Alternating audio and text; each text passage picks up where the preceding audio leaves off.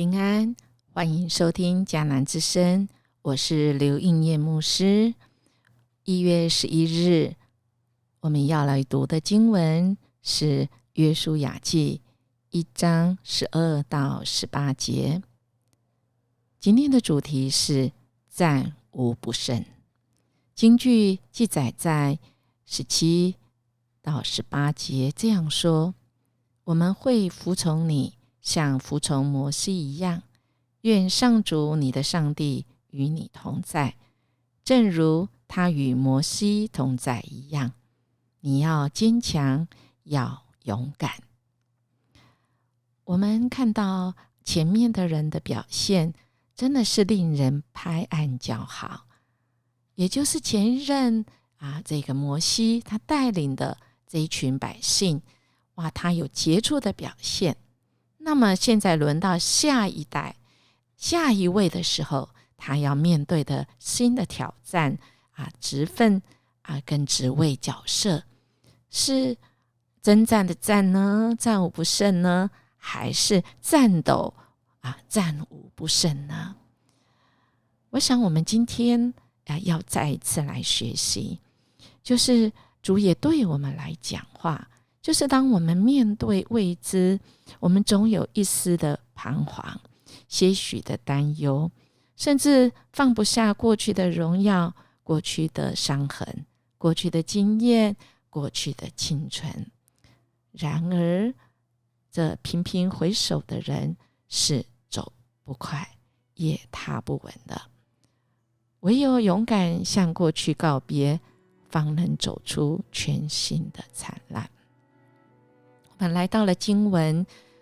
一开始我们要来细细来读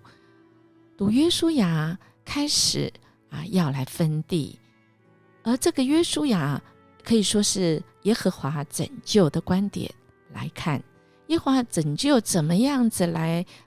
应许跟这个应验之间，其实一个关键就在于约书亚记一直记载的一件事情，其实也对我们来讲，就是神的应许要到命令，也就我领受允许这个应许，那么我愿意遵守神的命令吗？今天的经文，神来透过约书亚对吕便家的2个支派跟玛拿西半支派的人说，你们要记住上主的仆人摩西吩咐你们的话，上主你们的上帝要把约旦河东岸这块土地是赐给你们，让你们可以安居你们的妻子儿女跟牲畜要留在这里。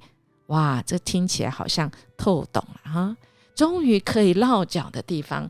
终于应验了这个几十年来这个我们的这个听说的地，我们真的可以安居了。但是好像接下来有一个挑战就是已经有的土地，但这些英勇的战士，你们的这些男人们要起来为以色列的同胞当先锋，先渡过了约旦河，你们要跟他们并肩作战。怎么有这种事我就明明已经可以定居下来了，何以要叫我们要去那边一起征战，而且当先锋？那我们稳死的我是替别人去替别人争取，去替别人得着那应许之地。我们的神就这么妙，这么奇妙到我们难以去测度。我们的主他是怎么想的？亲爱的大家，我们的主怎么想的？我想如果我们一时想不明白，好不好我们先顺服神的命令呢？当这些战士勇士们他们听见新一代的领袖约书亚这么说，他马上回应什么呢？第16节说，你命令我们做什么，我们就做什么，你派我们到什么地方去，我们就到什么地方去。我们会服从你，像服从摩西一样，愿上主你的上帝与你同在，正如他与摩西同在。谁违抗你的命令，不听从你的指挥，谁就得处死。你呀，约书亚，我们的领袖，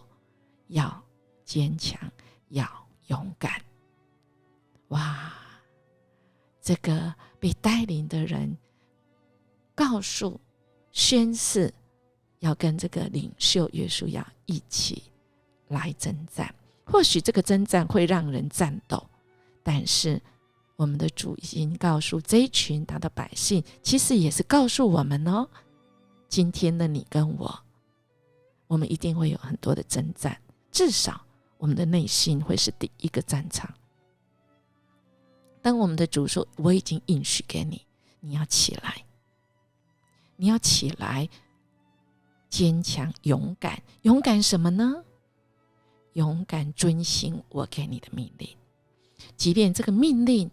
是你不能明白的，即便你这个命令是你没有走过的路，但我们的主就是说到做到，他必与我们一起去迎取那个应许之地。约书亚记不只是读以色列人曾有的历史，也是我们每一个人都曾经有过的生命经历。因为当神带领我们出黑暗，不只是在旷野里过一过就算了，不是，是神要带领我们进入奇妙的光明，要进入他赐给我们的应许之地，得地为业。我们有没有一颗勇敢的心呢？今天的这段经文让我想到今天英业牧师在迦南教会正好满9年半。每次我回顾我的人生这台车，我透过后视镜来回顾的时候，我真的是回到那个时候，看到一进到迦南教会，郑正仁牧师是那个传说中非常严格的领袖，好像这台车往前看是这么多的困难，所以我三个月是瘦了5公斤啊。但是现在透过那个人生的后视镜来看，哇，原来的困难走过去，现在回头看都是恩典。亲爱的大家，新的一年开始，或许我们前面看的是困难，但神应许我们要勇敢，要坚强，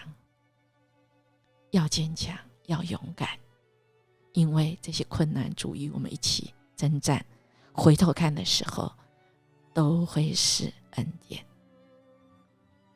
愿神赐福您，今天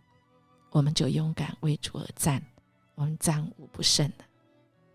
我们要来默想，神呼召我今天去做什么事呢？我们怎么回应？若是今天还没有得到这个呼召，那我要选择继续等候，还是我要放弃呢？